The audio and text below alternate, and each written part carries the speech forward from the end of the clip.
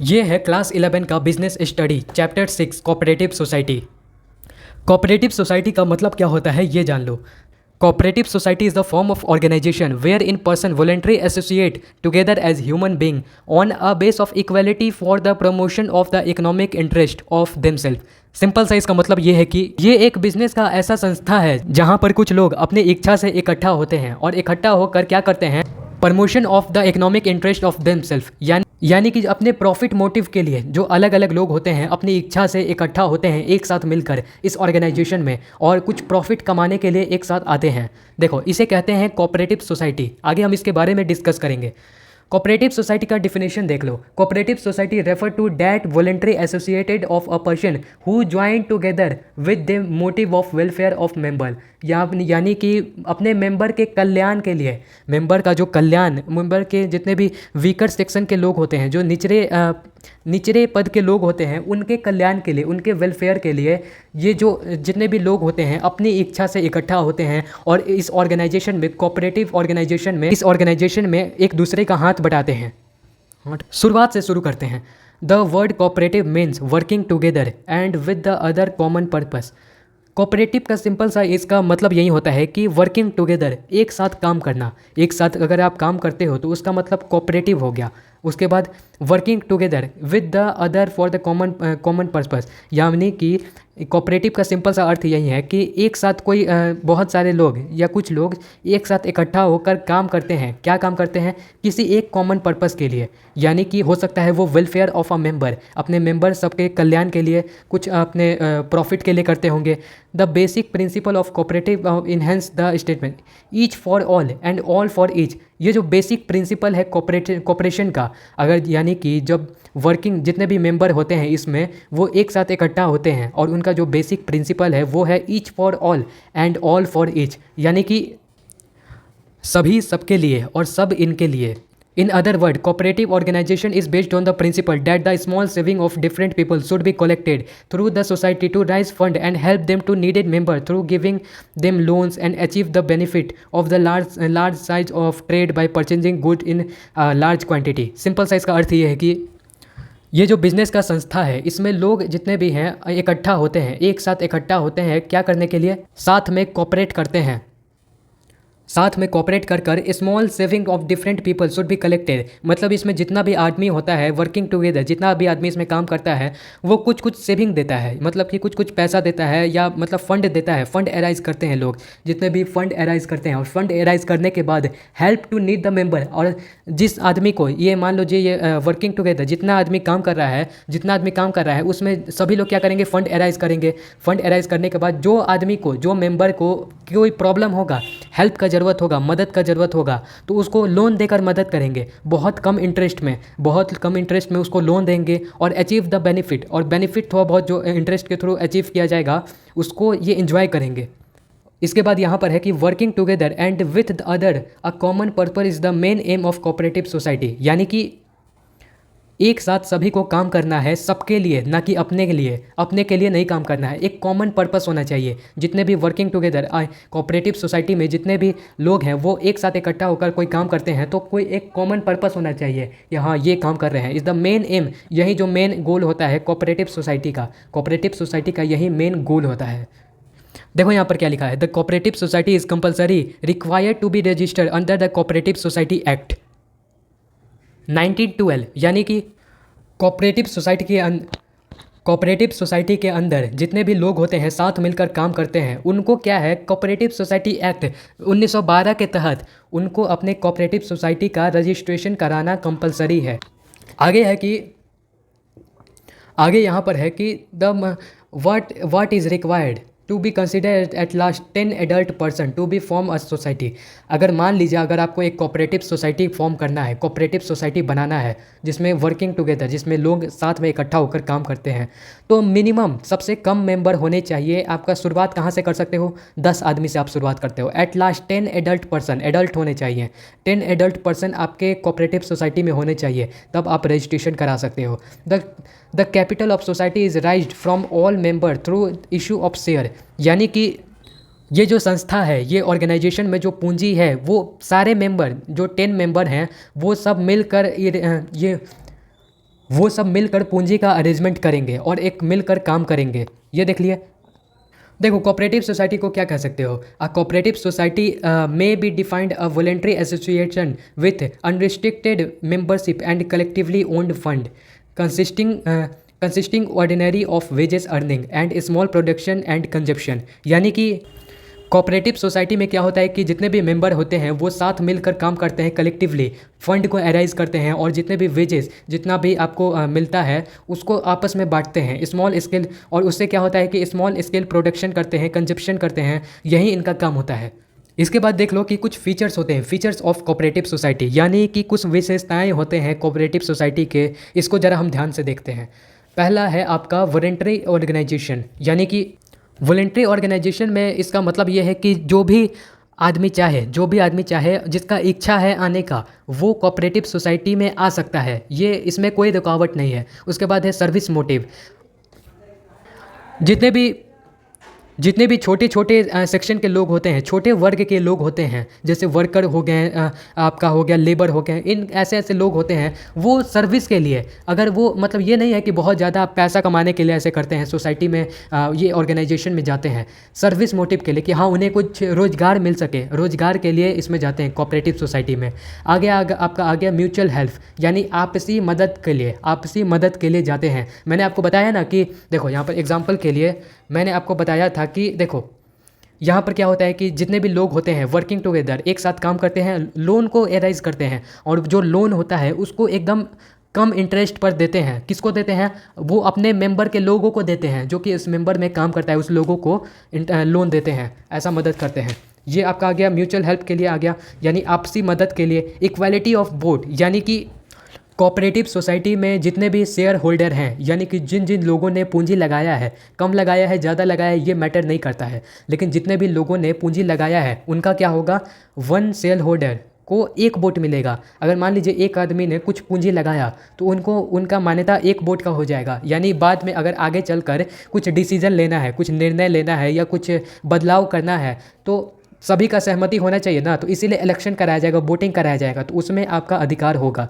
यहाँ पे आपका आ गया इक्वालिटी ऑफ वोट। उसके बाद आ जाता है लीगल स्टेटस, यानी कि आप लीगल स्टेटस, यानी कि कोऑपरेटिव सोसाइटी जो ये होता है, ये ऑर्गेनाइजेशन यानी कि जो ये संस्था होता है कोऑपरेटिव सोसाइटी का, उसको रजिस्ट्रेशन के द्वारा ही स्थापित किया जा सकता है। रजिस्ट्रेशन अगर हम करा लिए कोऑपरेटिव सोसाइटी का तो आप फ्री हैं। तो इसका मतलब ये कि जो कोऑपरेटिव सोसाइटी है वो लीगल स्टेटस से भी गुजर जाता है। उसके बाद है डेमोक्रेटिक मैनेजमेंट। सिंपल सा बात है कि अगर आपका जितना भी शेयर होल्डर हैं उनको वो शेयर ज़्यादा लगाएं कम लगाएं ये मैटर नहीं करता है। अगर शेयर लगाए हैं तो उनको वन वोट मिलेगा, एक वोट मिलेगा, उनका अधिकार। इसका मतलब ये कि यानी कि कल को अगर मान लीजिए कोई बॉडी को इलेक्ट करना होगा, कोई एक डायरेक्टर चुनना होगा, ऐसा कुछ डायरेक्टर चुनना होगा, तो आपका अधिकार है ना कि हाँ आप वोटिंग राइट है आपके पास, आप वोट दे सकते हो, आप किसी भी मेंबर को इलेक्ट कर सकते हो, चुन सकते हो या उसको नापसंद कर सकते हो, ये आपके अधिकार है। इसीलिए ये डेमोक्रेटिक मैनेजमेंट में आ गया। डेमोक्रेटिक मैनेजमेंट के बाद आता है एलिमिनेशन ऑफ मीडिएटर। देखो एलिमिनेशन ऑफ मीडिएटर का मतलब होता है कि the main objective of cooperative society is to eliminate mediator. यानी कि देखो मीडिएटर का मतलब होता है कि मैंने आपको बताया था, आपको याद होगा कि देखो जैसे कोई भी प्रोडक्ट फैक्ट्री में मैन्युफैक्चर होता है तो वो मैन्युफैक्चर क्या करता है, उस प्रोडक्ट को होलसेलर को देता है, होलसेलर क्या करता है, रिटेलर को देता है, रिटेलर क्या करता है, उस प्रोडक्ट को कस्टमर तक पहुंचाता है। तो इतना ये जो बीच में ये आ गया, होलसेलर आ गया, रिटेलर आ गया, ये सब क्या है, ये मीडिएटर है, बीच में अपना शेयर लेने वाला है, प्रॉफिट ये अलग से अर्न कर लेता है, कमा लेता है। इसीलिए मान लीजिए इसमें देखो कोऑपरेटिव सोसाइटी में क्या होता है कि प्रोडक्ट बनता है और उसको प्रोडक्ट बनने के साथ डायरेक्ट डिस्ट्रीब्यूशन हो जाता है उनके अंदर। प्रोडक्ट मैन्युफैक्चर हुआ और जितने भी मेंबर हैं या अलग के जितने भी पब्लिक के लोग हैं उनके साथ डिस्ट्रीब्यूशन हो जाता है। यहीं पे बताया रहा है यहाँ पर एलिमिनेशन, यहाँ पर मीडिएटर जो बीच के लोग होते हैं उनका यहाँ पर कोई काम नहीं होता है।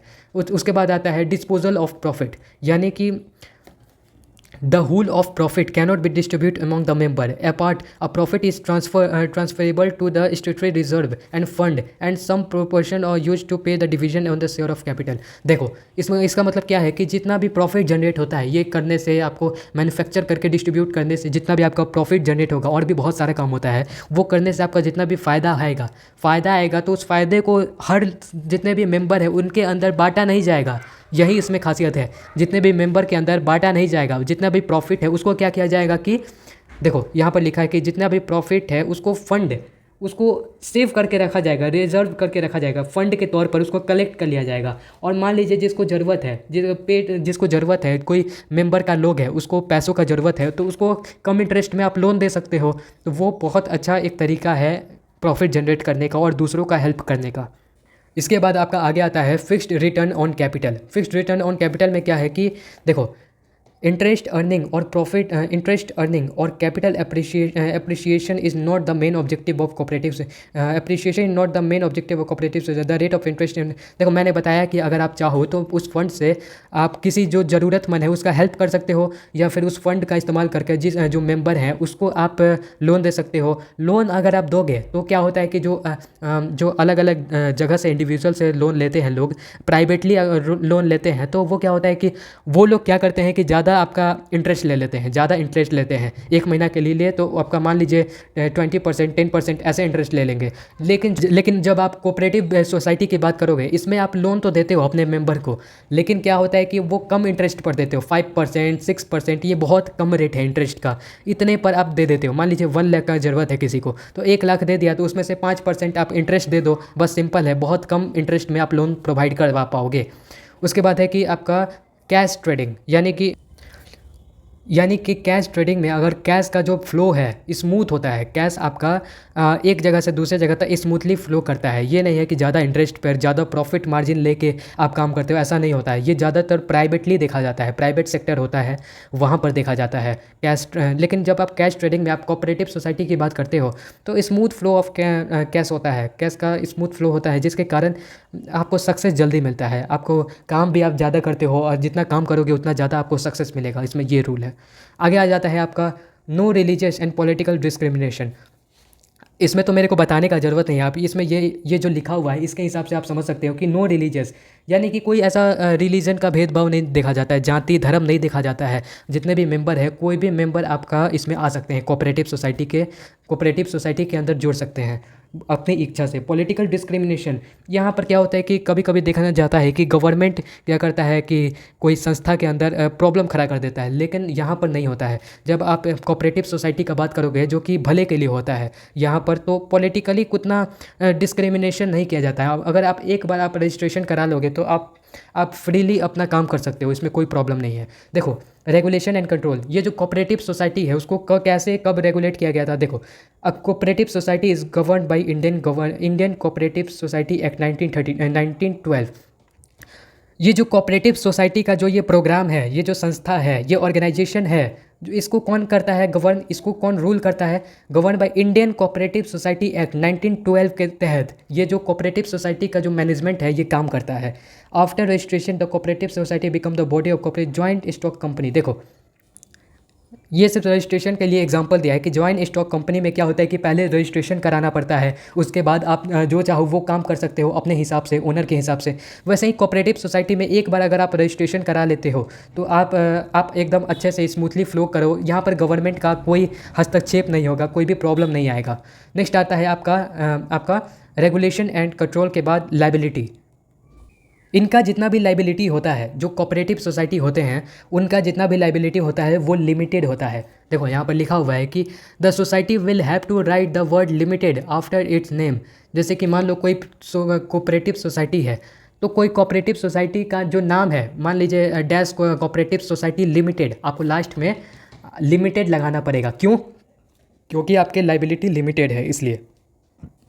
यानी कि अगर आप बहुत ज़्यादा लॉस में चले जाते हो तो आपका जो पर्सनल प्रॉपर्टी है, जितने भी मेंबर हैं उनका पर्सनल प्रॉपर्टी जब्त नहीं किया जाएगा, सिंपल भाषा में समझे तो। फिर उसके बाद आ गया transfer of share. The share of cooperative society are not freely transferable. A member can surrender his share to the society with the permission of the society office barrier. यानी कि सिंपल सा बात है कि अगर आपने अपने बिजनेस में शेयर लगाया है, ये कोऑपरेटिव सोसाइटी जो है इसमें आपने शेयर लगाया है और आप चाहते हो कि उस शेयर को मैं बांट दूँ, तो आप ये इतना आसानी से नहीं हो सकता है। कोऑपरेटिव सोसाइटी में नॉट फ्रीली ट्रांसफरेबल, आप अपना जो शेयर है वो किसी और को ट्रांसफ़र नहीं कर सकते हो ईजिली। देखो इसमें लास्ट आता है आपका state help. A cooperative society can get grant and loan from state government. देखो, कोऑपरेटिव सोसाइटी जो होता है ज़्यादातर गवर्नमेंट के दायरे में रहकर चलता है। गवर्नमेंट इसमें बहुत ज़्यादा हेल्प करता है, और ख़ासकर स्टेट गवर्नमेंट, हर एक स्टेट के जो गवर्नमेंट हैं वो अपने अपने स्टेट के जो कोऑपरेटिव सोसाइटी का ऑर्गेनाइजेशन है, जो ये संस्था है, उसको हेल्प करती है। कैसे हेल्प करती है? लोन देकर हेल्प करती है, लो इंटरेस्ट पर लोन देकर करती है, उनको प्रॉफिट पैसा देकर हेल्प करती है। और ये स्टेट गवर्नमेंट हेल्प करती है कोऑपरेटिव सोसाइटी को। कुछ मेरिट देख लेते हैं कोऑपरेटिव सोसाइटी का। इक्वालिटी ऑफ वोटिंग स्टेटस, यानी कि अगर आप कोऑपरेटिव सोसाइटी के मेंबर बनते हो तो आपको एक वोट का अधिकार मिलता है। एक वोट यानी सेंस कि आपको अपना, देखो यहाँ हम लोग ने डिस्कस किया था कि 1 शेयर होल्डर 1 वोट, यानी कि जितने भी मेंबर्स होते हैं उनको अपना मतलब उनको उनका अधिकार मिलता है, उनको उनका पूरा अधिकार मिलता है। इसीलिए यहाँ पर इक्वालिटी का तो कोई सवाल ही नहीं आता। उसके बाद आता है आपका limited liability, limited to the extent of their capital contribution in the cooperative organisation. At the time of losses the creditor cannot have claim over the personal property of member. देखो, यानी कि जितने लोगों ने अपना पूंजी लगाया है कोऑपरेटिव सोसाइटी में, उन सभी लोगों का जो लाइबिलिटी होता है, वो जो बोझ होता है, लिमिटेड होता है। यानी कि अगर मान लीजिए कल को कोऑपरेटिव सोसाइटी अगर लॉस में चल गया तो ऐसा नहीं है कि जो मेंबर होंगे कोऑपरेटिव सोसाइटी के, उनके पर्सनल प्रॉपर्टी को जब्त कर लिया जाएगा, ऐसा नहीं होता है। लिमिटेड लाइबिलिटी होता है। उसके बाद आता है stable existence, death, bankrupt do not affect continue of the cooperative society. देखो, सिंपल सा बात है कि कोऑपरेटिव सोसाइटी किसी सोल प्रोप्राइटरशिप और पार्टनरशिप पे तो चलता नहीं है। ये एक ऑर्गेनाइजेशन है, एक संस्था है। इसमें लोग आते हैं जाते हैं, आते हैं जाते हैं। इसमें अगर मान लीजिए किसी मेंबर का डेथ हो जाता है, या तो अगर मान लीजिए किसी मेंबर का डेथ हो जाता है या कोई हेल्थ इशू हो जाता है, तो ऐसा ये इसका मतलब ये नहीं है कि कोऑपरेटिव सोसाइटी को बंद कर दिया जाएगा, वो मतलब बैंकक्रप्ट हो जाएगा, वो ख़त्म हो जाएगा, ऐसा नहीं होता है। मेंबर आते रहते हैं जाते रहते हैं, लेकिन कोऑपरेटिव सोसाइटी एक जगह स्थिर रहता है। आगे देखो, सोशल यूनिटी। सोशल यूनिटी का मतलब है कि जितने भी कोऑपरेटिव सोसाइटी के मेंबर हैं उनका बस एक मोटिव होता है कि वो सभी ह्यूमन वेलफेयर के लिए काम करें, मानवता के लिए काम करें, और जो मानव कल्याण है, मानव कल्याण के लिए ये लोग काम करते हैं। इसीलिए सोशल यूनिटी इनमें बना रहता है। नेक्स्ट आता है आपका easy of formation. Cooperative society को फॉर्म कैसे किया जाता है, यहाँ देखो। Cooperative society can be started with a minimum of 10 member. The registration procedure is simple involving a few legal formalities. देखो, अगर मान लो अगर कोऑपरेटिव सोसाइटी का अगर आपको फॉर्मेशन करना है, अगर आपको कोऑपरेटिव सोसाइटी बनाना है, तो कम से कम मिनिमम 10 मेंबर होने चाहिए। 10 आदमी आपके साथ होना चाहिए जो कि कोऑपरेटिव सोसाइटी बनाना चाहता है, वो 10 मेंबर होना चाहिए। और फिर उसके बाद कुछ लीगल प्रोसीजर होता है, रजिस्ट्रेशन कराना पड़ता है। अगर आप जिसका मतलब बहुत हाई प्रोसीजर नहीं होता है, अ फ्यू लीगल प्रोसीजर, बहुत छोटा सा लीगल प्रोसीजर होता है, अगर आप वो करा लेते हैं तो आप ईजिली कोऑपरेटिव सोसाइटी को फॉर्म कर लेंगे। आगे देखते हैं सपोर्ट फ्रॉम गवर्नमेंट। देखो, find support from government is the form of low taxes, subsidies और low interest rate on loan. देखो, क्या होता है कि जितने भी कोऑपरेटिव सोसाइटी होते हैं उसको गवर्नमेंट बढ़ चढ़ के सपोर्ट करती है। और सपोर्ट क्यों करती है? क्योंकि ये मानव कल्याण के लिए, ह्यूमन वेलफेयर के लिए बना है। अगर ह्यूमन वेलफेयर के लिए बना है, जितने भी लोअर मतलब कि निचले दर्जे के लोग होते हैं, जैसे लेबर हो गया, वर्कर्स हो गया, ऐसे लोग होते हैं जिनको सर्विस का ज़रूरत होता है, तो वो लोग इकट्ठा होकर काम करते हैं। इसीलिए गवर्नमेंट जो होते हैं, जितने भी गवर्नमेंट होते हैं, अलग अलग तुम्हारे स्टेट के होते हैं, सेंट्रल गवर्नमेंट होते हैं, वो लोग बढ़ चढ़ कर सपोर्ट करते हैं कोऑपरेटिव सोसाइटी को। कैसे सपोर्ट करते हैं? देखो, टैक्स देखो, लो टैक्स, अगर मान लीजिए कोई काम कर रहा है कोऑपरेटिव सोसाइटी में तो उसका टैक्स कम कर दिया जाएगा। मान लीजिए कोई काम कर रहा है तो उसका टैक्स कम कर दिया जाएगा। उस जितने भी मेंबर हैं उनको सब्सिडीज़ दिया जाएगा। और low interest rate at loan, अगर मान लीजिए कि कोई वर्कर है कोऑपरेटिव सोसाइटी का मेंबर, उसको अगर अर्जेंट में अगर लोन का ज़रूरत पड़ा तो जितने भी मेंबर हैं कोऑपरेटिव सोसाइटी उसका मदद करेगा। जाहिर सी बात है, अगर कोऑपरेटिव सोसाइटी उसका हेल्प करेगा, अगर जो लोन तो वो लोन जो लिया है उस पर लो इंटरेस्ट लगेगा। सिंपल सी बात है कि अगर मान लो कि 1 लाख का लोन लिया तो उस पर 5%, 6%, सिंपल से बहुत लो लोन लगेगा, लो रेट ऑफ लोन लगेगा। समझे? इसमें क्या होता है कि इंटरेस्ट रेट को बहुत कम कर दिया जाता है। आगे आता है voluntary membership.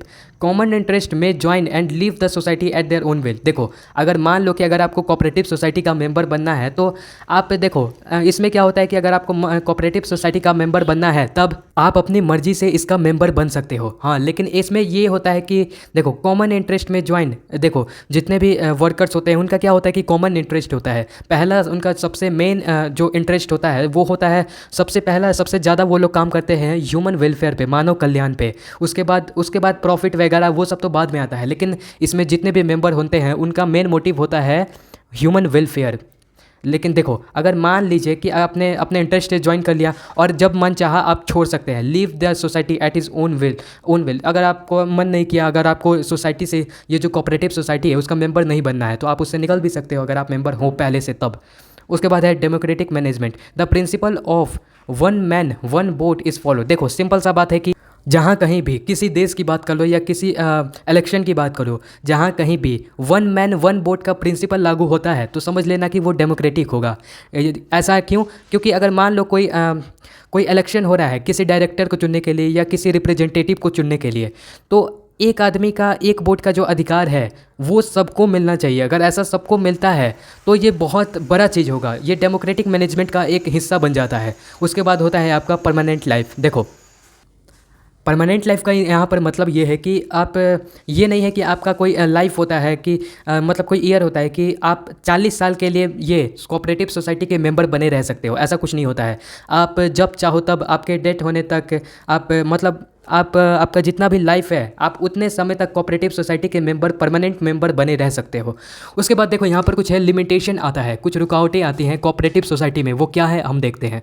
Limited capital. The cooperative society organization is formed by the people who have limited resources and there is no compensation to contribute some minimum amount of capital to become a member. देखो इसमें क्या होता है कि कोऑपरेटिव society में जितने भी मेंबर होते हैं, जितने भी मेंबर बनते हैं कोऑपरेटिव सोसाइटी के, वो लोग कौन होते हैं? लेबर होते हैं, वर्कर्स होते हैं, छोटे छोटे जैसे टेलर हो, दर्जी हो गया, धोबी हो गया, ये सब लोग होते हैं। ये सब कोऑपरेटिव सोसाइटी के मेंबर बनते हैं। छोटे छोटे दुकानदार हो गए, ये सब बनते हैं लोग। तो क्या है कि जितने भी लोअर एरिया से जितने भी लोग आते हैं उन सब के पास लिमिटेड रिसोर्स होता है। ऐसा तो नहीं है कि एक जो वर्कर है, लेबर है, ये बहुत अमीर होगा, ये जितना चाहे उतना पूंजी इन्वेस्ट कर सकता है ये कोऑपरेटिव सोसाइटी में, ऐसा नहीं है। उसके बाद लिमिटेड रिसोर्स होगा। फिर क्या होता है कि ये ऐसा कंपलसरी नहीं है कि आप अगर मान लीजिए ये कोऑपरेटिव सोसाइटी के मेंबर बनना चाहते हो तो आप कि कुछ आपको पूंजी देना पड़ेगा, ऐसा नहीं होता है। आप मेंबर बन सकते हो डायरेक्टली। इसके कारण क्या होता है कि लिमिटेड कैपिटल हो जाता है। कोऑपरेटिव सोसाइटी में क्या है कि लिमिटेड कैपिटल यानी कि जो पूंजी है वो बहुत ज़्यादा नहीं आता है, वो लिमिटेड मात्रा में रहता है, एक सीमित मात्रा में रहता है। क्यों? क्योंकि जितने भी जैसे भी बैकग्राउंड के लोग आते हैं उनके पास ज़्यादा रिसोर्सेज नहीं होता है कि वो खर्च कर सके, ज़्यादा इन्वेस्ट कर सके कोऑपरेटिव सोसाइटी में, इसलिए यहाँ पर लिमिटेड कैपिटल का यूज़ किया गया है। आपका सेकंड आता है यहाँ पर इनएफिशिएंसी इन मैनेजमेंट। देखो cooperative society organisation is manage by its member only. All the activities are perform by the member only, are not professional expert. देखो cannot effort to pay high salary to profession and qualified people. देखो inefficiency of management, अगर जो management का काम है वो कौन करता है? कोऑपरेटिव ऑर्गेनाइजेशन होता है, बहुत बड़े बड़े लेवल का भी ये संस्था चलता है, बहुत बड़े लेवल पर ये संस्था चलता है।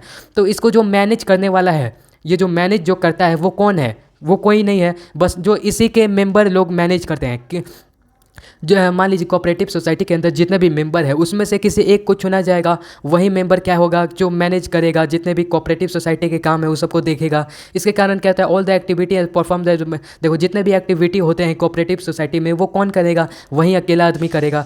तो इससे क्या होगा कि नॉट प्रोफेशनल एक्सपर्ट। मान लीजिए कि अगर आप बड़े बड़े बिजनेस में देखते हो, जैसे ज्वाइंट सेक्टर वाला हो गया, मैंने आपको बताया था प्राइवेट सेक्टर वाला जो बिजनेस हो गया, उसमें क्या होता है कि आपको मैनेजर रखा जाता है मैनेज करने के लिए। जितना भी कंपनी का या किसी संस्था का अलग अलग काम होता है उसको मैनेज करने के लिए प्रोफेशनल एक्सपर्ट को रखा जाता है, ताकि वो सारा नॉलेज को इकट्ठा करके जितने भी काम है उसको अच्छे से कर पाए। लेकिन यहाँ पर क्या है कि इसी के मेंबर को इलेक्ट किया गया है। ज़रूरी नहीं है कि वो बहुत ज़्यादा एजुकेटेड हो। इसमें क्या होता है कि ज़रूरी नहीं है कि बहुत ज़्यादा एजुकेटेड हो या पढ़ा लिखा हो या हायर बैकग्राउंड से आता हो, ऐसा कुछ नहीं होता है। इसमें कोई एक मेंबर को इलेक्ट कर लिया जाता है, और लेकिन ज़रूर इसमें क्या होता है कि प्रोफेशनल एक्सपर्ट नहीं होता है, इसीलिए इनएफिशिएंसी आपको देखने को मिलेगा। They cannot affect.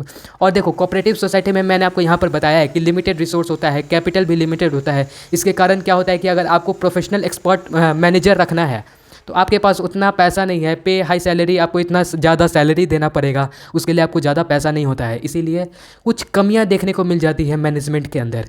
नेक्स्ट आता है आपका lack of secrecy, a result of opening discussion in the meeting of the member as well as the disclosure obligation as per the society act 7, difficult to maintain secrecy about the operation and corporate. देखो, lack of secretion में ये बताया गया है कि जो मान लीजिए संस्था है, इसका कोई सीक्रेट बात है या कोई बिजनेस का फॉर्मूला है, उसको कोई सीक्रेट नहीं रख पाता है। सीक्रेट क्यों नहीं रख पाता है? क्योंकि देखो, ये कोऑपरेटिव सोसाइटी में जितने भी मेंबर होते हैं सब एक साथ कोऑपरेट कर कर चलते हैं। कोऑपरेट जितने भी मेंबर होते हैं सारे कोऑपरेट कर कर चलते हैं। सबको सबका अधिकार है कि इसमें कोऑपरेटिव सोसाइटी के अंदर क्या हो रहा है ये पता करने का, जानने का सबका अधिकार है। इसीलिए सीक्रेसी को कैसे मेंटेन करोगे? जितना भी डिसीजन लिया जाता है, जितना भी आगे इसको गेन करने के लिए, इसको आगे इंक्रीज़ करने के लिए, ज़्यादा डेवलपमेंट लाने के लिए कोऑपरेटिव सोसाइटी में जितना भी डिसीजन लिया जाता है, कोई स्ट्रैटेजी बनाया जाता है, उसको वो सीक्रेसी नहीं रख पाता है क्योंकि सबको पता चल जाता है। अगर सबको पता चल गया तो लैक ऑफ सीक्रेसी कैसा, यहाँ पर लैक ऑफ सीक्रेसी कर जाता है। नेक्स्ट आता है आपको एक्सेसिव गवर्नमेंट कंट्रोल। देखो, मैंने बताया था कि जो कोऑपरेटिव सोसाइटी है उस पर गवर्नमेंट जो होता है बहुत ज़्यादा ध्यान देता है, बहुत ज़्यादा, मतलब एकदम फोर्स, एकदम गवर्नमेंट की तरफ से ही समझ लो कि इस ऑर्गेनाइजेशन को खड़ा किया जाता है। जहाँ देखो क्या लिखा है, as cooperative organization get various concentration and benefit from the government, in returns there are excessive government regulation and control by the government. All these regulation restricted the flexibility and efficiency of cooperative organization. देखो, मैंने हम लोग कुछ देर पहले ही हम लोगों ने यहाँ पर बात किया था कि देखो, यहाँ पर हम लोग ने बात किया था सपोर्ट ऑफ गवर्नमेंट में। जो गवर्नमेंट होता है इसका बहुत बड़ा रोल होता है। कैसे? टैक्स को लो कर देता है। अगर मान लीजिए अगर आपको लोन लेना है कोऑपरेटिव सोसाइटी से तो लोन मिल जाता है, कम इंटरेस्ट पर मिलता है, सब्सिडीज़ मिलता है जितने भी मेंबर होते हैं। ये तो फ़ायदा हो गया। फ़ायदा के बाद एक्सेसिव गवर्नमेंट कंट्रोल, यानी कि फ़ायदा तो करा रही है गवर्नमेंट, जितने भी सरकार है वो फ़ायदा तो करा रहे हैं ये कोऑपरेटिव सोसाइटी का, लेकिन यहाँ पर मिसिंग ये आ जाता है कि बहुत ज़्यादा गवर्नमेंट का हस्तक्षेप आ जाता है कोऑपरेटिव सोसाइटी में। अगर मान लीजिए अगर आप एक बिज़नेस रन कर रहे हो, उसमें अगर गवर्नमेंट बहुत ज़्यादा दखलअंदाजी कर रहा है तो क्या वो सही से चल पाएगा? प्राइवेसी मेंटेन कर पाएगा? सीक्रेसी मेंटेन कर पाएगा? वो कोऑपरेटिव सोसाइटी नहीं कर पाएगा। इन मैनेजमेंट को सही से मैनेज भी नहीं कर पाएगा। इसीलिए यहाँ पर लिखा गया है कि बहुत ज़्यादा बेनिफिट तो गवर्नमेंट देता है, लेकिन रिटर्न में क्या होता है कि बहुत ज़्यादा कंट्रोल करता है गवर्नमेंट। गवर्नमेंट का पूरा तरह से रूल होता है, कंट्रोल होता है, उसको फॉलो करना पड़ता है कोऑपरेटिव सोसाइटी में। इसलिए all the regulation are restricted. इसीलिए क्या होता है कि फ्लेक्सिबल नहीं होता है कोऑपरेटिव सोसाइटी, यानी कि कुछ बदलाव चाहिए या बिजनेस के माइंडसेट में या डिसीजन मेकिंग में कुछ बदलाव चाहिए तो वो उतना आसानी से नहीं मिल पाता है। नेक्स्ट आता है differences of opinion. Internal queries arise as a result of controversy, viewpoint may lead to difficulties in decision making. Personal interest may start to dominate the welfare motive. देखो, अगर मान लो, देखो, इंटरनल क्वेरीज, मैंने आपको example दिया कि एक cooperative society है, उसके अंदर कई सारे मेंबर होते हैं, बहुत सारे मेंबर होते हैं, और वो कौन होते हैं? लेबर होते हैं, वर्कर्स होते हैं। ये सब लोअर एरिया से जितने भी मेंबर आते हैं, लोग आते हैं, वो सब कोऑपरेटिव सोसाइटी के मेंबर बनते हैं। तो इनके पास क्या होता है कि मान लो कोऑपरेटिव सोसाइटी के अंदर कुछ कॉन्फ्लिक्ट हो जाता है अपने पर्सनल बेनिफिट को लेकर। यानी कि एक लेबर, मान लो एक वर्कर है, तो वो एक स्वार्थी टाइप का है। वो अपना ह्यूमन वेलफेयर को मतलब मानव कल्याण को ज़्यादा भाव ना देकर अपने पर्सनल बेनिफिट को ज़्यादा भाव देता है। तो इससे क्या होगा कि जो भी डिसीज़न लिया जाएगा उसमें वो हस्तक्षेप करेगा, वो सही से कुछ काम नहीं, सही से क्या हस्तक्षेप करते रहेगा। अलग अलग लोगों का अलग अलग व्यू पॉइंट होगा, जितने भी अलग अलग वर्कर्स हैं, लेबर हैं, उनका अलग अलग देखने का नज़रिया होगा। इसके कारण क्या होता है? Differences of opinion. मान लो कल को कि कोई डिसीज़न लेना होगा, ये कोऑपरेटिव सोसाइटी के रिगार्डिंग कोई डिसीज़न लेना होगा, तो इतने अलग अलग ओपिनियन हैं लोगों के, अलग अलग सोच हैं, तो क्या एक सही डिसीजन मिल पाएगा? नहीं मिल पाएगा। और कभी कभी क्या होता है, इंटरेस्टेड में start to dominate the welfare motive. ये देखो, और इसी के कारण अगर यहाँ पर सही से डिसीजन नहीं लिया गया तो क्या होता है कि कल को क्या होगा कि जो ह्यूमन वेलफेयर के मोटिव पर ये, मतलब ह्यूमन वेलफेयर पर ये चलता है कोऑपरेटिव सोसाइटी, कल को पता भी नहीं चलेगा कि ये कब पर्सनल प्रॉफिट पर चलने लगेगा, किसी को पता नहीं चलेगा। नेक्स्ट आता है आपका म्यूचुअल कॉन्फ्लिक्ट एंड क्लैशेस। देखो, member of cooperative society generally have selfish motive, so they mutually clash each other. जितने भी मेंबर होते हैं आज अभी तक में जितना भी अभी तक में देखा गया है, जितने भी मेंबर होते हैं कोऑपरेटिव सोसाइटी के अंदर, जितने भी मेंबर होते हैं वो क्या होते हैं कि सेल्फिश होते हैं। मतलब कि वो लालची टाइप के होते हैं, वो अपने पर्सनल बेनिफिट को ज़्यादा देखते हैं। वो ये नहीं देखते हैं कि मतलब मानव कल्याण को ज़्यादा ज़्यादा यहाँ पर देना है, लेकिन वो अपने बेनिफिट को देखते हैं। उनका बेनिफिट होगा तभी वो खुश रहेंगे। लेकिन क्या है कि अपने बेनिफिट को देखने के कारण लोगों में क्लैशेज हो जाता है, मतलब झगड़ा हो जाता है, कोई डिसीजन लिया जाता है तो उसको विरोध किया जाता है। इसीलिए ये कुछ लिमिटेशन बताया गया है कि कुछ रुकावटें हैं जो कि आती है एक कोऑपरेटिव सोसाइटी में। नेक्स्ट आता है एब्सेंस ऑफ सीक्रेसी। यहाँ हमने बात किया था कि लैक ऑफ सीक्रेसी तो मेंटेन होता नहीं है। यहाँ पे देखो सोसाइटी कैनॉट मेंटेन सीक्रेसी। अगर सोसाइटी में बहुत ज़्यादा मेंबर होंगे, आपस में ही क्लैश होगा, डिफरेंस ऑफ ओपिनियन होगा, गवर्नमेंट का बहुत ज़्यादा ही यहाँ पर कंट्रोल होगा, तो क्या है मेंटेन सीक्रेसी। कोई सीक्रेट बात को या कोई सीक्रेट स्ट्रैटेजी को मेंटेन रख पाएगा? नहीं रख पाएगा। ये सिंपल सी बात है। आगे आता है कि अदर लिमिटेड ड्रॉबैक, कुछ और भी ड्रॉबैक होता है, जैसे कि ग्रुपीज़ में इन मैनेजमेंट, यानी कि दल बदली। यानी कि अभी जितने भी मेंबर हैं वो कोई एक बात पर सहमत हुए, लेकिन कल को क्या होगा कि वो लोग दल बदली करने लगेंगे, कि नहीं बोलेंगे कि नहीं मैंने तो ऐसा बोला ही नहीं था, या ये नहीं ये डिसीज़न गलत है। तो कोई स्ट्रैटेजी बनाया जाएगा, सब कोई उस समय सहमत हो जाएंगे, लेकिन बाद में जाकर अपोजिशन में कॉन्फ्लिक्ट होने लगेगा, आपसी मतभेद होने लगेगा। ये प्रॉब्लम होता है। फिर लिटरेसी ऑफ द मेंबर। देखो ऐसा क्यों होता है कि कॉन्फ्लिक्ट होता है आपस में, अपने जितने भी पर्सनल बेनिफिट को देखते हैं, ऐसा क्यों होता है? Literacy of the member. जितने भी मेंबर होते हैं इसमें लोअर बैकग्राउंड से आते हैं, लोअर एरिया से आते हैं, लेबर हो गए, वर्कर्स हो गए, वो क्या होता है दर्जी हो गए, धोबी हो गए, मैंने एग्जांपल दिया। तो उसमें क्या होता है कि वो लोग लोअर एरिया से आते हैं, तो उतना उन लोग के पास एजुकेशन का डिग्री नहीं होता है, उतना वो लोग एजुकेटेड नहीं होते हैं, इलिटरेट होते हैं। इलिटरेसी के कारण क्या होता है कि मेंबर में आपस में कॉन्फ्लिक्ट बढ़ता है। नेक्स्ट देखो improper maintenance and checking of account. देखो जब अकाउंट बनाया जाता है, अकाउंट हम लोगों ने पढ़ा है, तो जब अकाउंट बनाया जाता है कोऑपरेटिव सोसाइटी का, तो उसको भी मेंटेन करने वाला, सही से देखभाल करने वाला कोई नहीं है। क्यों कोई नहीं है? अगर मान लीजिए जो मैनेजमेंट का काम करता है वो कौन होता है? इसके ही अंदर के मेंबर होते हैं। कोऑपरेटिव सोसाइटी के किसी एक मेंबर को मैनेजमेंट का जिम्मेवारी सौंप दिया जाता है। इसके कारण क्या होता है कि यहाँ पर इम्प्रॉपर मेंटेनेंस होता है, मेंटेनेंस सही से नहीं हो पाता है। आगे हम देखते हैं टाइप ऑफ कोऑपरेटिव सोसाइटी। देखो कोऑपरेटिव सोसाइटी मतलब तो हम लोग ने देख लिया कि कई सारे लोग एक साथ इकट्ठा होकर कोई सोसाइटी का, ऐसा कोई कोऑपरेटिव सोसाइटी का फॉर्म करेंगे, रजिस्ट्रेशन के थ्रू उसको फॉर्म करेंगे और आपस में मिलकर काम करेंगे, तो उसको क्या कहते हैं? Cooperative society. लेकिन इसके भी टाइप होते हैं, अलग अलग टाइप होते हैं। देखो जैसे कि कोऑपरेटिव मार्केटिंग सोसाइटी। इसमें क्या है कि cooperative marketing society consist of small producer who find it difficult to sell their product at profit. The output of all the small producers is brought together and sold at the best price. Cooperative marketing society में ऐसे लोग आते हैं, कैसे लोग आते हैं? जो कि स्मॉल प्रोड्यूसर होते हैं, कोई प्रोड्यूस करने वाले, छोटे दर्जे पर, छोटे लेवल पर जो स्मॉल प्रोड्यूसर होते हैं, कोई चीज़ का प्रोडक्शन कर रहे हैं, वो जो स्मॉल प्रोड्यूसर होते हैं कोऑपरेटिव सोसाइटी मार्केटिंग सोसाइटी के मेंबर होते हैं। उनको क्या होता है कि वो इस सोसाइटी में क्यों आते हैं? क्योंकि who find too difficult to sell their product at profit. अगर उन्हें मान लो अगर स्मॉल प्रोड्यूसर हैं तो उन्हें क्या होगा? डिफ़िकल्ट होगा सेल करने में और प्रॉफिट कमाने में प्रॉब्लम आएगा, इसीलिए वो कोऑपरेटिव सोसाइटी के साथ जुड़ जाते हैं। और जुड़ के क्या फ़ायदा मिलता है? और आउटपुट के तौर पर आउटपुट में मिलता ये है कि जितने भी स्मॉल प्रोड्यूसर होते हैं वो लोग कोऑपरेटिव सोसाइटी में सेल करते हैं, सेल करने के बाद बिक तो जाता है और बिकता भी है बेस्ट प्राइस में। ये है कोऑपरेटिव सोसाइटी का advantage.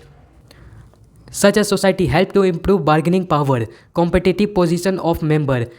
It perform various marketing functions such as transportation, warehousing, packaging, granting etc. अगर आप कोऑपरेटिव सोसाइटी के मेंबर हैं तो आप अलग अलग वेरियस एक्टिविटी में इन्वॉल्व हो सकते हैं। जैसे कि मार्केटिंग में, आप ट्रांसपोर्ट में इन्वॉल्व हो सकते हो, ट्रांसपोर्टेशन में, अगर आपका वेयर हाउस का छोटा स्मॉल वेयर हाउस का काम है तो उसमें इन्वॉल्व हो सकते हो, पैकेजिंग में इन्वॉल्व हो सकते हो, ग्रेडिंग में हो सकते हो। और देखो जितने भी मेंबर होते हैं, ये मैं मार्केटिंग सोसाइटी की बात कर रहा हूँ, कोऑपरेटिव मार्केटिंग सोसाइटी में जो मेंबर होते हैं उनका क्या होता है कि बार्गेनिंग पावर इंप्रूव हो जाता है और जो कॉम्पिटिटिव पोजीशन है वो भी इंक्रीज हो जाता है स्मॉल प्रोड्यूसर का कोऑपरेटिव मार्केटिंग सोसाइटी की हेल्प से। देखो the main objective of marketing cooperative society, जो मेन ऑब्जेक्टिव क्या होता है ये जो मार्केटिंग सोसाइटी है, कोऑपरेटिव मार्केटिंग सोसाइटी का मेन मोटिव क्या होता है, मेन ऑब्जेक्टिव क्या होता है?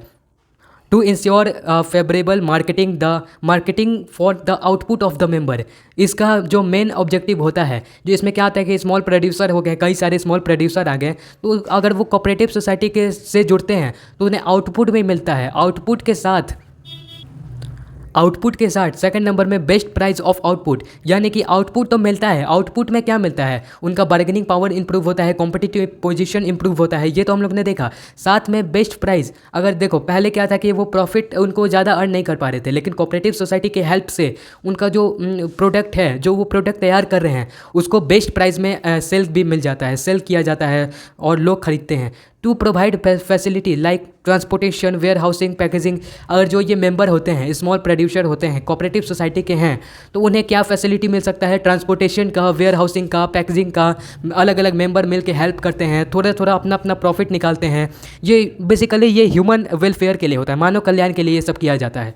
To ensure honest trading practice in, देखो अगर हम ये कोऑपरेटिव सोसाइटी के साथ जुड़े हैं, स्मॉल प्रोड्यूसर जितने भी हैं, उनको ईमानदारी से अगर वो काम करते हैं इसमें रहकर, तो उनको बहुत ज़्यादा प्रॉफिट मिल सकता है। To eliminate the middle man and have direct dealing with the customer.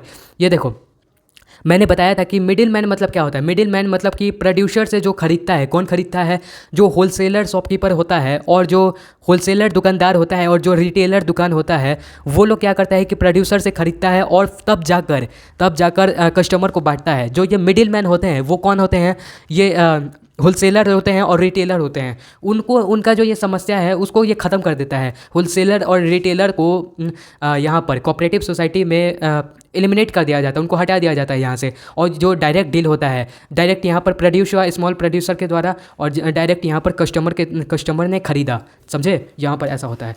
Next आता है तुम्हारा कोऑपरेटिव क्रेडिट सोसाइटी। देखो it consist of credit and loan. This society provide financial assistant of its member and promote habit of saving amount of the member. The fund of this society consist of share capital contribution by the member, deposit made by the member and the outsider. The credit cooperative form by farmers is known as the rural. देखो simple सा इसका मतलब ये है कि cooperative credit society में क्या होता है कि ये सोसाइटी क्या करता है कि अपने मेंबर को, अपने जितने भी इसके अंदर मेंबर होते हैं, अपने मेंबर को हेल्प करता है। कैसे हेल्प करता है, क्रेडिट पे, उधारी पे लोन देकर, उधार देकर या लोन देकर उसको हेल्प करता है। और जब लेने का समय आता है, जब पैसा लेने के समय आता है, तो बहुत कम इंटरेस्ट पर, बहुत कम ब्याज पर उसको, देखो 5%, 6% के इंटरेस्ट पर उसको लोन दे देता है। कोऑपरेटिव क्रेडिट सोसाइटी अपने मेंबर्स का ऐसे हेल्प करता है। तो इससे क्या होगा कि और जो ये पैसा कहाँ से आता है कोऑपरेटिव सोसाइटी में, ये पैसा आता है जितने भी मेंबर होते हैं कोऑपरेटिव सोसाइटी में, वो एक साथ मिलकर फंड को अराइज करते हैं, फंड जुटाते हैं, तब जाकर किसी मेंबर का हेल्प करता है, किसी मेंबर को हेल्प करते हैं। और जब चुकाने का समय आता है तो लो इंटरेस्ट पर आप चुका भी सकते हो, ये एडवांटेज होता है।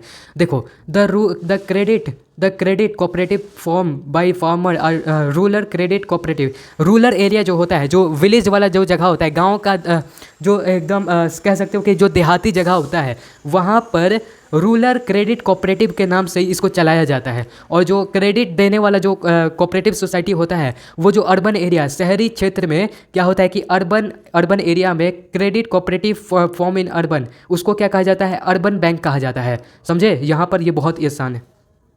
अच्छा, यहाँ पर ये है कि कोऑपरेटिव क्रेडिट सोसाइटी कैसे कैसे हेल्प करता है। देखो क्या क्या चीज़ से बचाता है अपने मेंबर को। Protect the member from explosive money lending. जैसे क्या होता है कि मान लो कोऑपरेटिव सोसाइटी मान लो नहीं होता, तो क्या होता है कि वो लोग क्या करते हैं, कहीं और से, कहीं किसी और से, अपने मालिक से या कहीं किसी अपने जान पहचान वाले से लोन लेते तो वो क्या करता कि हाई इंटरेस्ट चार्ज करता, बहुत ज़्यादा ब्याज लेता। जैसे कि यहाँ पर 5%, 6% लिया जा रहा है, तो वहाँ पर हो सकता है कि 20%, 25% ऐसे इंटरेस्ट ले। इसीलिए उसको अपने मेंबर को बचाने के लिए, अपने मेंबर को एक्सप्लोजन ऑफ मनी लेंडिंग, इससे बचाने के लिए कोऑपरेटिव सोसाइटी बहुत यूज़फुल है। To ensure loan and easy terms. अगर मान लीजिए कि अगर आपको लोन लेना है, अगर बैंक से भी अगर आप लेते हो या फिर अगर आप किसी प्राइवेट जगह से लेते हो, तो उसमें क्या होता है कि आपको बहुत सारे टर्म्स होते हैं, उसको भरना पड़ता है, आपको फॉर्म होते हैं उसको फिल करना पड़ता है, कुछ रखना पड़ता है अगर आप लोन ले रहे हो तो। लेकिन इसमें कुछ नहीं होता है। अगर आप कोऑपरेटिव सोसाइटी के मेंबर हो और अगर आप लोन ले रहे हो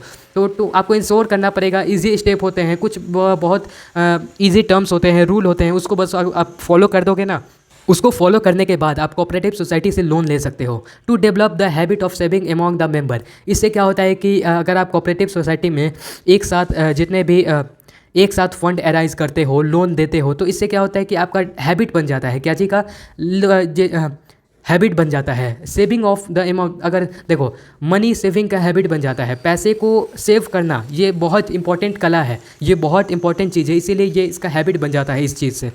नेक्स्ट आता है अपन का यहाँ पे consumer cooperative society. Consumer cooperative society में क्या होता है कि the society consist of consumer who join together to eliminate the middle man, purchase good directly from the manufacture to sell them to machine member to the reasonable price, profit at the store and distribute among the member of the dividend store and distribute among the member of the dividend and on capital and bound in proportion. Example के लिए देखो simple सा इसका मतलब ये बताया गया है कि मैंने आपको कुछ ही देर पहले बताया था कि मिडिल मैन क्या होता है। मिडिल मैन मतलब होलसेलर या फिर रिटेलर, जो शॉपकीपर होता है, होलसेलर या फिर रिटेलर, ये लोग जैसे ये लोग होते हैं, ये क्या करते हैं कि प्रोड्यूसर से अपना सामान खरीद लेते हैं एक्चुअल कॉस्ट से थोड़ा सा ज़्यादा दाम पर ये सामान खरीद लेते हैं, और सामान खरीदने के बाद बहुत महंगे महंगे दामों पर कस्टमर को सेल करते हैं और पैसा कमाते हैं। इनका यही काम होता है मिडिल मैन का। लेकिन कंज्यूमर कोऑपरेटिव सोसाइटी के अंदर क्या होता है कि जो ये मिडिल मैन है, मिडिल मैन को पूरे तरह से एलिमिनेट कर दिया जाता है, ख़त्म कर दिया जाता है। यानी कि जो जैसे मान लीजिए कोई चीज़ प्रोड्यूस हो रहा है, मैन्युफैक्चर हो रहा है, तो वो डायरेक्ट जाएगा कहाँ पर, डायरेक्ट जाएगा मेंबर के पास। कौन? कोऑपरेटिव सोसाइटी के जो मेंबर हैं वहाँ पर जाएगा। कोई चीज़ मैन्युफैक्चर हुआ और डायरेक्ट मेंबर के पास जाएगा। बीच में अगर मान लो मिडिल मैन नहीं आएगा तो जो मान लीजिए कोई चीज़ मैन्युफैक्चर कर रहा है तो वो कितना दाम में बिकेगा वो डायरेक्ट मेंबर के पास चल जाएगा। तो ये जो प्रॉफिट लेता था मिडिल मैन वो तो नहीं ना जाएगा। तो अगर वो प्रॉफिट नहीं जाएगा तो इससे क्या होगा कि रीजनेबल प्राइस, जो प्राइस रहेगा वो ऑटोमेटिक सस्ता हो जाएगा, वो एकदम रीजनेबल प्राइस पे मिलेगा। देखो आगे दिखाया गया है तो ensure straight supply of essential good, जैसे कि रेगुलर और फास्ट, रेगुलर और फिक्स्ड। यानी कि सिंपल है। देखो अगर मान लो जो मैन्युफैक्चर हो रहा है अगर वो डायरेक्ट कंज्यूमर ये मेंबर तक जाएगा या फिर कंज्यूमर तक जाएगा तो इससे क्या होगा कि जो फास्ट, देखो पहले यह क्या होता था कि पहले प्रोड्यूस होता था, मान लो पहले मैन्युफैक्चर होता था, उसके बाद होलसेलर के पास जाएगा, फिर रिटेलर के पास जाएगा, उसके बाद आपका कस्टमर के पास जाएगा। लेकिन इससे क्या हुआ कि जो कोई चीज़ मैन्युफैक्चर हुआ तो मैन्युफैक्चर होने के साथ ही वो डायरेक्ट मेंबर के पास चल जाएगा। मेंबर मतलब वहीं जो कंज्यूमर है उनके पास चला जाएगा। इससे क्या होगा कि फिक्स्ड जो आपका दाम लिया जा रहा है वो एकदम सही रहेगा, रीजनेबल प्राइस रहेगा। और फास्ट इन द सेंस कि जो मैंने आपको बताया ना कि एक मैन्युफैक्चर से डायरेक्ट आपका मेंबर के पास जा रहा है तो आपको ज़्यादा डिले नहीं करना पड़ेगा, कोई आपको प्रोडक्ट चाहिए होगा तब। उसके बाद है कि to supply the goods at reasonable price. Reasonable price मैंने बताया कि एकदम सस्ते दाम में आपको वो सामान मिल जाएगा। To eliminate the profit margin, देखो ये जो मिडिल मैन है उसको मिडिल मैन को प्रॉफिट में नहीं मिलेगा, सिंपल सा बात है। आगे आ गया to supply the goods and service at high quality.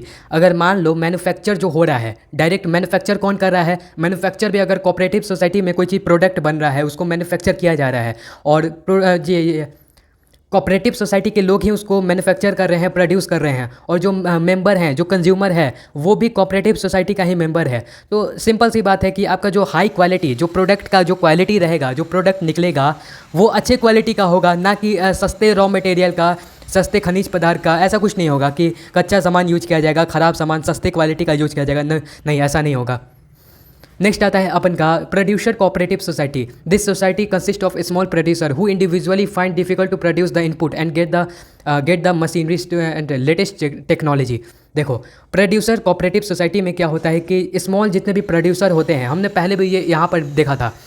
देखो जितने भी स्मॉल प्रोड्यूसर होते हैं वो अकेले होते हैं, who individually find the difficult to, वो अकेले होते हैं और उनको डिफ़िकल्ट होता है अपने मतलब बेचने में प्रॉफिट कमाने में। या फिर अगर मान लो कि जो प्रोड्यूसर हैं उनके पास स्मॉल प्रोड्यूसर हैं, छोटे छोटे प्रोड्यूसर हैं, कोई मैन्युफैक्चर कर रहे हैं कोई प्रोडक्ट, तो क्या उनके पास बड़े बड़े मशीन्स होगा, वो उनके पास जो ज़रूरत का मशीन्स होगा। अगर वो छोटे छोटे प्रोड्यूसर हैं तो उनके पास मशीन्स को लाने का पैसा कहाँ से आएगा, जो लेटेस्ट टेक्नोलॉजी मार्केट में है उसका पैसा कहाँ से आएगा।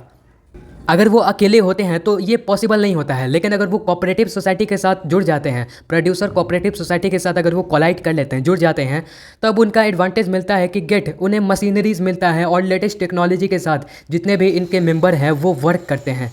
ये बहुत इंपॉर्टेंट चीज़ है।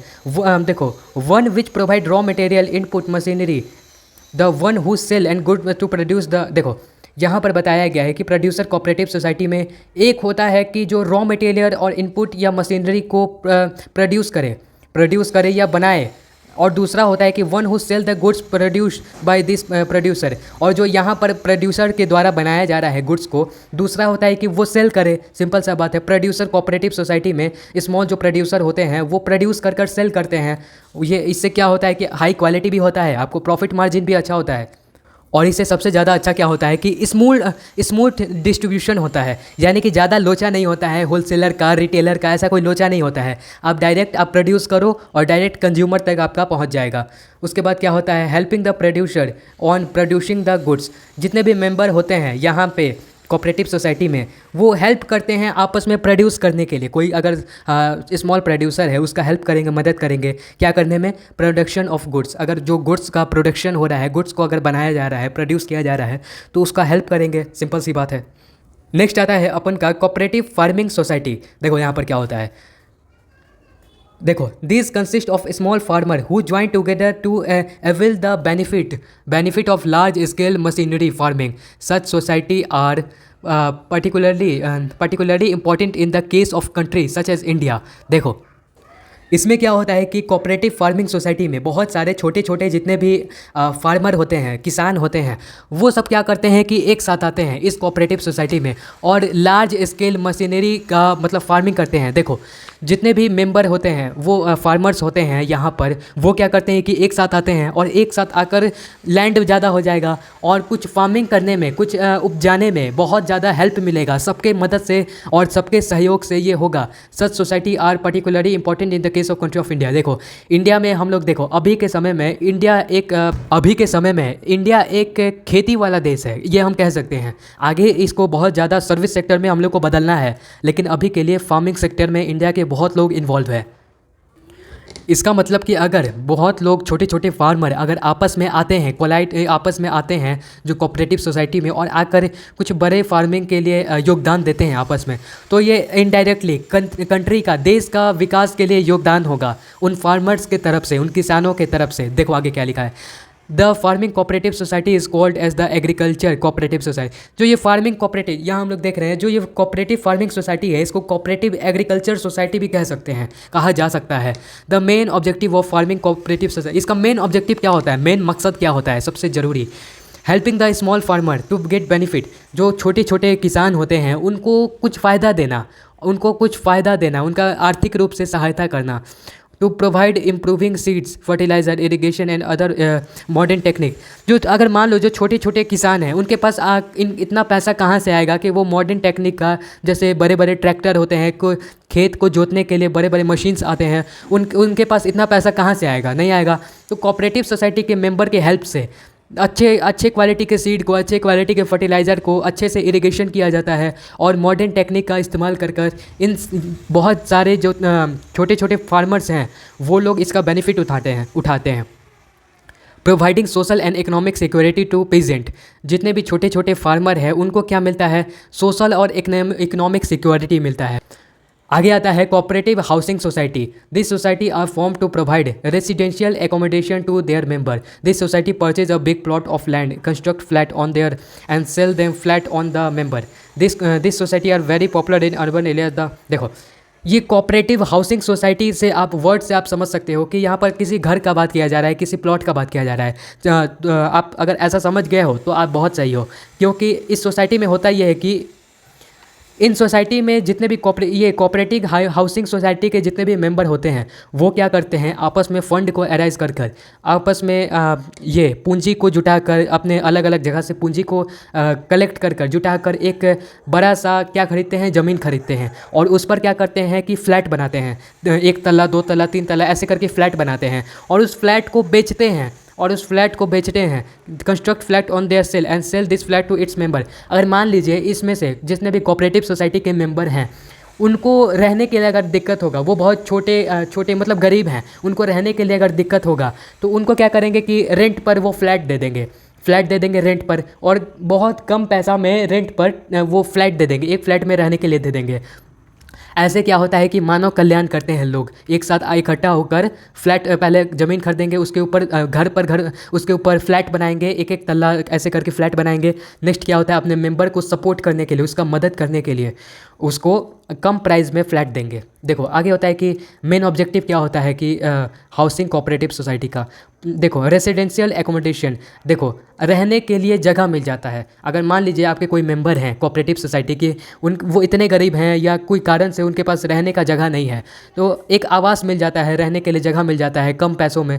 Helping member to purchase house at lower cost, मैंने बताया कि कम पैसे में आप उनको रहने के लिए रेसिडेंस दे सकते हो, आवास घर दे सकते हो। उसके बाद है प्रोवाइडिंग सिविल अमेंडेंट, यानी सुविधाएं, यानी कि सुविधाएं भी मिलती है, सच एज जैसे कि कोऑपरेटिव हाउसिंग सोसाइटी में, कोऑपरेटिंग हाउसिंग सोसाइटी में जो लैंड बनता है, जो प्लॉट किया जाता है, उसके बाद क्या होता है कि उस प्लॉट के उस बिल्डिंग के आसपास में अच्छा रोड होता है, पार्क होता है, स्ट्रीट लाइट होता है, मतलब पॉल वाला लाइट होता है, पार्किंग का जगह होता है गाड़ी पार्क करने के लिए।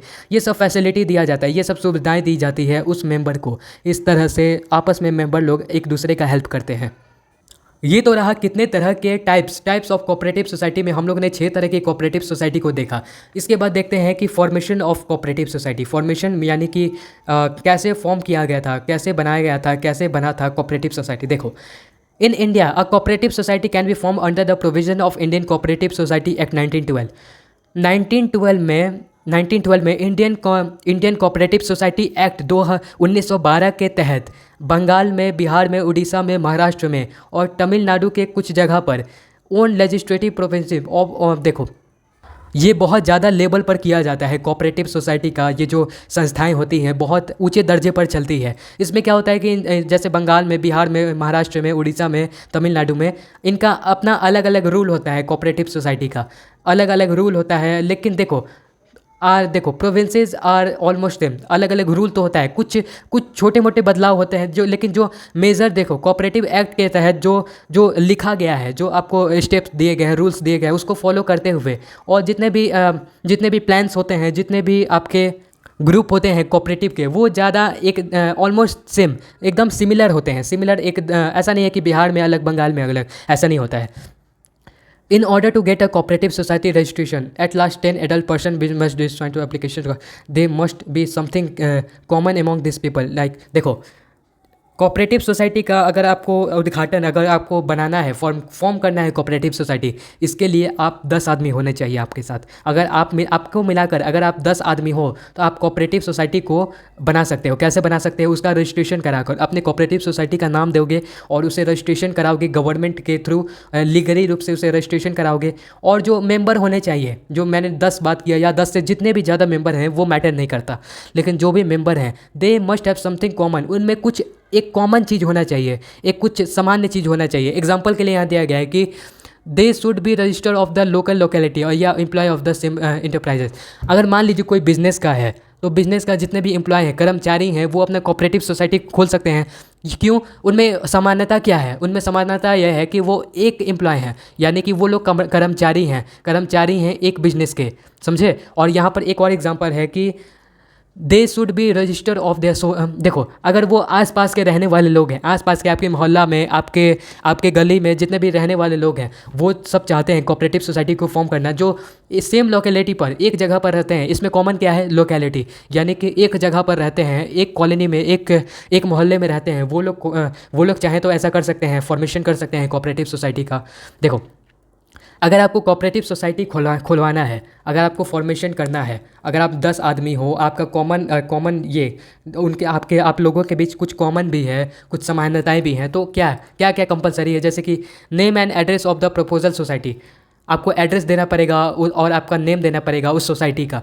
M and objective of the society, यानी कि अगर आप कोई भी कोऑपरेटिव सोसाइटी खोलना चाहते हो तो आपका एम बताना पड़ेगा कि आपका गोल क्या है और ऑब्जेक्टिव क्या है। जैसे कि देखो यहाँ पर हमने बात किया कि हम लोग ने बात किया यहाँ पर हाउसिंग सोसाइटी, ये अलग, इसका अलग एम है, इसका अलग अपना मोटिव है। यहाँ पर देख लो, यह कंज्यूमर हो गया, अलग हो गया, यहाँ पर मार्केटिंग वाला अलग हो गया। वैसे ही अलग अलग एम होता है अलग अलग सोसाइटी का ऑब्जेक्टिव होता है कि क्यों खोलना चाहते हो, वो बताना पड़ेगा आपको।